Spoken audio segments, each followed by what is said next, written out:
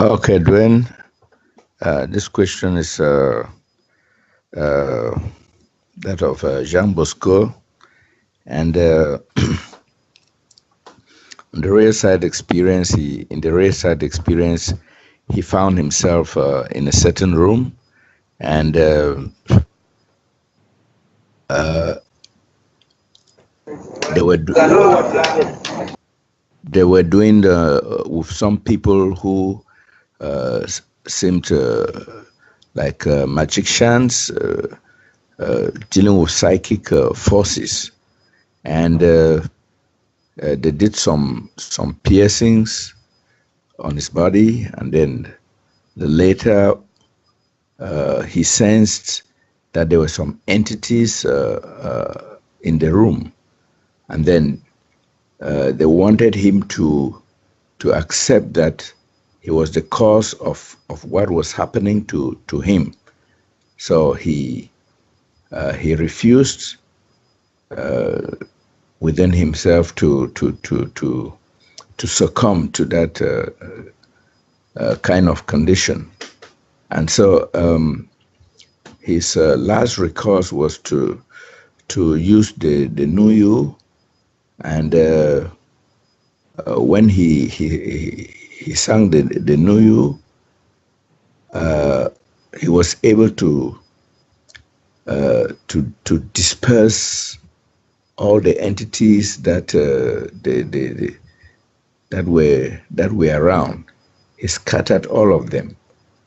So he wants you to throw some light on his dream. What is the significance? What does it mean for him, for his life? Okay. Yes. Thank you. Yes, it's very simple, Charles, and that is we've all agreed to whatever we've agreed to. It's just that simple. And you see how Africa is. You see where these people are at. And the first thing they have to do, like I've said, is get through themselves. He's seen what he has agreed to, and now he is consciously aware of this, and he can decide, which he has, to sing the new you and to start to stand real with the new you instead of all these old agreements. It's not a matter of like or dislike. Oh, I like this, I don't like that. Still, a person can be unconsciously agreeing with these things because they're not activating anything. When you activate the new you, you are deciding to really disassociate yourself. And that's what this experience is demonstrating. It's demonstrating that he must decide to disassociate himself. In other words, not just say, well, I don't like that, I don't want nothing to do with you, but still on an unconscious level, most people still do want to be hooked to something because they feel alone if they're not. So they will take second best. But when you start to sing the new you and you start to decide actively that you no longer want to be a part of any of these things, well, then this is what the experience is demonstrating to him. Go ahead. Okay, Dwayne, Jean Bosco wants to know this. In the On the real side, one will find oneself flying like a bird, and it signifies some freedom. Freedom on the real side. But then he says the folklore in Africa is that those who fly at night are witches and wizards. So he wants to know whether there's a correlation between these new experiences and this kind of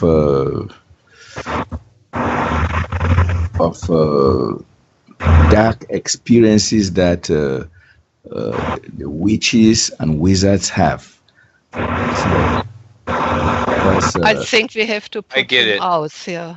Yes, Lawrence. yes. Okay. Kelsey, Okay. Kelsey, can you click Lawrence off? I'll listen to the recording. Thank you. Yes, thank you, Yes, Lawrence. thank you. See you soon. You'll figure it out. Look at how to mute your cell phone. Go ahead and click them off because there's too much interference. Thank you. All right. Yes, I get it. And Charles, that's a very good question. Thank you for asking. It's very, very good. Okay. Yes, one of the first things, and just because you fly like Peter Pan is not a witch. Okay, but Joni's a witch. She flies. She has a broom, and she has witches. Okay, as an example. And yes, folklore. That's exactly what it is. This is where traditional things become very stubborn in the consciousness with people, and they really cling to it, like the old hell, fire, and damnation with what God said in the Bible and all these things. And in other words, it becomes a curse for people. And you know that. You see that. And that's why the new nowness has to take place, because all this old stuff is just really silly. So, okay, when we have experiences on the real side, yes, part of it is about freedom, but realistically, no, that is not freedom at all. You want to think it is, it's like, oh, I'm flying. Realistically, what it is, it's to get a bigger view. Just like birds sitting on the line, they watch people below. They see what they're doing. They get a better view as opposed to standing on the ground and looking up. And that's really what the flying is all about, to show you that, yes, there is more than just standing on the earth, and there is more to see. Just like when you're on the top of a mountain or somewhere, you see better, don't you? You see what's going on. That's the whole idea. And actually, the flying aspect, people think, oh, gee, I'll leave my body, I'll astral project, whatever, and I'll do lucid dreaming, and I'm free. No, you're not free at all. Real freedom is recognized. You're still in creation, and you're still with implied freedom. This is where people mistake flying for what it isn't, you see? And just like life itself, most people think they know what life is, but they really don't. And so overall, it is when you're flying or something like that, yes, you are actually demonstrating to yourself that you are starting to be able to get above things more so than you have. That's really all that is, because after a while it becomes a cheap thrill, you might say. Because in the real universes, yes, you can do that, but actually you don't have to, because it is recognition, it is perceiving, because when you're everything, where is it that you're going, you see? But in creation, it's from here to there, so it is a demonstration of more. But yes, again, the folklore in Africa, yeah, see, this is where things become distorted. And just like people have real side experiences and visions and what have you, well, they're in the Bible and what have you. I'm still amazed they're there. But all of a sudden, they are deemed upon as of the devil, of Satan, whatever, old folklore. This stuff is all such nonsense, and it holds people to nothing. So again, as one studies what is the new nowness and the new books, and learns to listen to the real guides and learns to see more than just with a literal mind, all of a sudden it comes into view. You start to wake up to what has real value, and that it is so much more than any thrill that you're chasing here. So I know that's a lot, Charles, but no, that's old nonsense.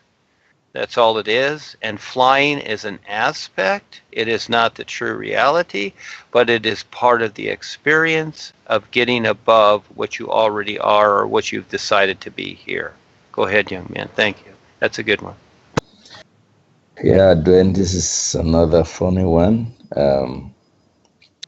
This new friend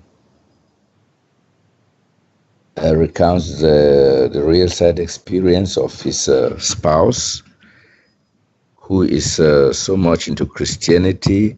She doesn't sing the Know You, but he does, and he sings it with together with his son. And since he started singing the Know, his wife has been having so many experiences. And one of the spectacular experiences she had was that in the dream, on the real side, she was asked not to eat bananas anymore because it is through bananas that her father, or is it grandfather, was killed, and so she should do away with bananas. So he wants to know what the connection is between this kind of happening like death and bananas. Is it some kind of secret symbol or what? So he wants to throw some light on that. Okay, yes. These things are fun and funny at the same time, and life brings us whatever. Okay, so it's always like that. Yes, life has a sense of humor, I'd say. And so, again, I can't say to the experience, but she is, even though they're married here on the real side, they're also together, I'm assuming. And so, again, they are relating on the real side certain experiences where the personal side is indoctrinated into the religious aspect. But on the real side, I would say that she is listening and certain things are being shown to her. Now, whatever the correlation is between bananas and, her grandfather or death or whatever, okay, that's something that she's going to have to explore and figure out. So they're giving her a hint about something.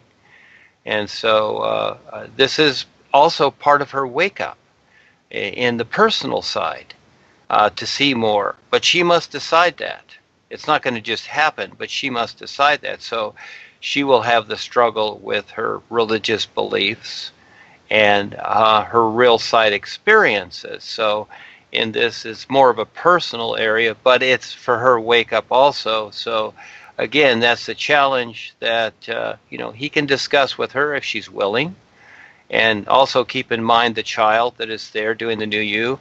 Look at the child's experiences, and the child can always teach the parents.